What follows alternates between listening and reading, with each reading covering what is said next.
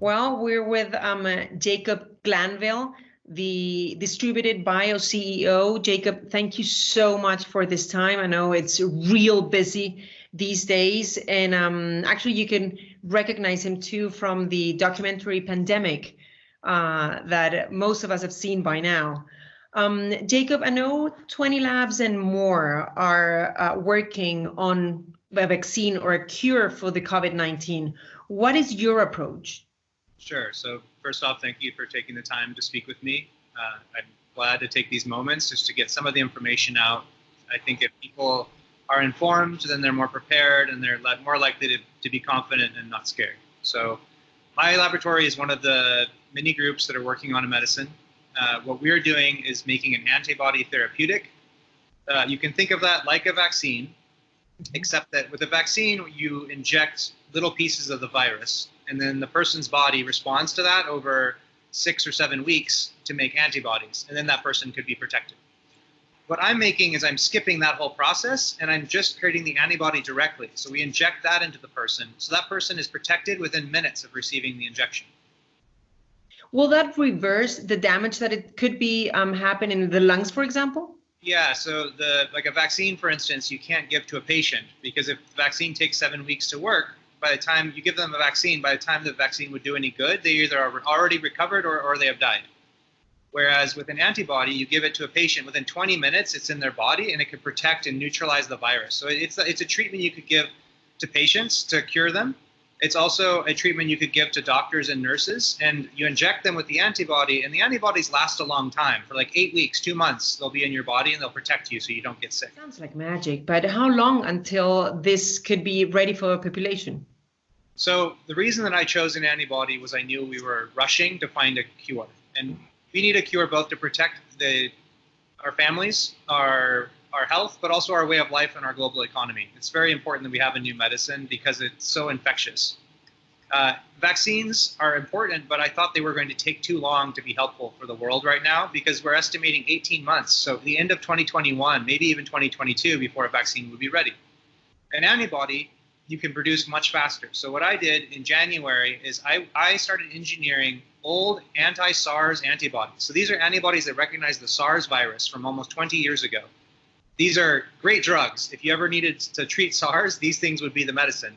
And I used a technology in my laboratory where we can tweak or engineer those antibodies to race to catch up to the new coronavirus. Because SARS and the new coronavirus are like old cousins, and we can evolve those antibodies. And the advantage of this is that my laboratory was able to do this very quickly to adapt an already good medicine against SARS to become an excellent medicine against COVID-19.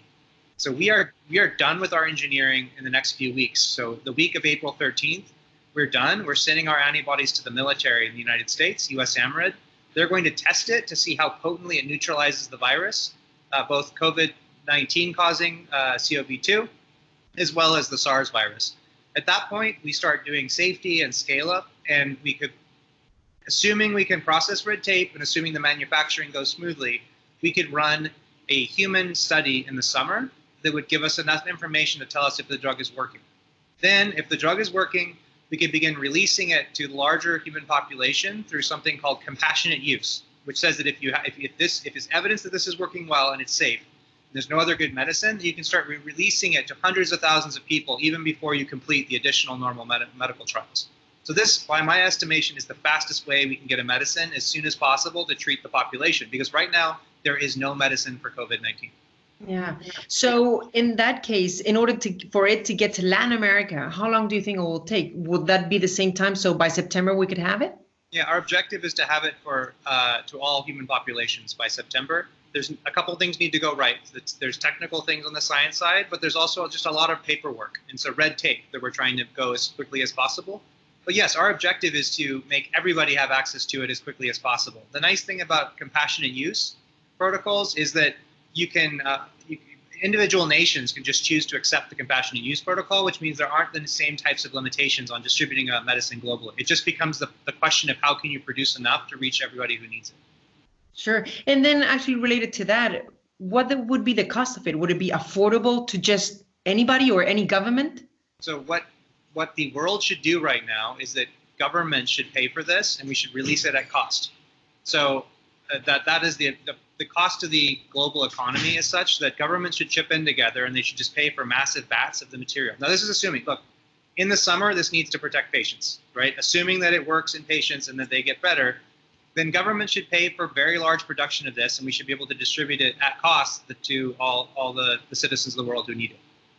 Then when you mention at cost, would that be like what? Could you give us a window? Yeah, so at cost means you have your governments pay for it. So either the governments pay for everything or they decide that the people at the bench receive a certain amount. Now, normally antibody drugs are expensive. They're like $8,000 for a treatment, but that is assuming that a 100,000 person company is going to receive a large profit. The actual production costs are much less. They could be like $1,000 or $500, somewhere in that arena. I don't know that exact number yet, but that's a much more reasonable treatment to be able to cure the disease. And that's about the range you want to reach. I would like to have some extra money coming to my company, but I have a 30-person company, so I do not need to make billions of dollars on this. My objective is to be able to make a working medicine and be able to release it very quickly, which means we should produce it cheaply so that the whole world could get treated. And the argument I would make why we should produce it cheaply is that if we don't, not enough people receive the treatment. We want to have as many people receive the treatment as possible because then that slows the spread of the outbreak. Then how would you administrate this medicine? Would it be an inhaler? Would it need it to be injected to somebody? COVID is going to be an injection. It's going to be, it may be an infusion like an IV, or it may be an injection. And that's what we're trying to figure out over the next 3 weeks, is it comes down to an antibody. You try to figure out how thermostable or how strong you can make it. If an antibody is medium strong, you can concentrate it until it maybe fits in like half a liter, and that fits in a wave bag. But if it's a very strong antibody, you can concentrate it down until it's like a thick syrup, and then it's just an injection. And it's always better to have like a needle rather than an infusion, because otherwise, for an infusion, you have to go to a hospital and sit down and wait for half an hour while it goes into your blood. Where if an injection, the doctor can just go up and be like, "Well, okay, you're next, leave." And that's safer for the patient because they're less likely to be exposed to COVID in a hospital. It's more convenient, and you could treat many more people because you don't need to have a seat for each person to wait for half an hour for the drug to enter. We're trying to determine whether we can use the injection or we have to use the wave bag, and we're going to find that answer in the next 3 weeks. When will be your next landmark? I understand pretty soon, right? Yeah, so the next landmark, we're telling everyone it's April 13th. Could be earlier, but we'll say April 13th. And at that point, when we have the good news, you'll hear about it, as will others. And then that basically has told us that, yes, we have a molecule. It's super high affinity. It's super thermostable. It hits the neutralizing epitope. Then we send that material over to the military. And then they're going to go test it because they have facilities where they have the CoV-2 virus. They also have the SARS virus, which is quite dangerous. And they can test, because our antibody should be able to neutralize SARS and also CoV-2, and potentially a whole bunch of other coronaviruses in between. So they will do that test. That's our next exciting point. At that point, that's a drug. At that point, it's really the next exciting thing will be we are shaking the tree of the U.S. government to try to help pay for this study that we think should run in the summer. And so we're contacting DARPA, BARDA. We're coordinating with these governmental groups to convince them that they should run that study in the summer so that we can start treating large populations of patients by September.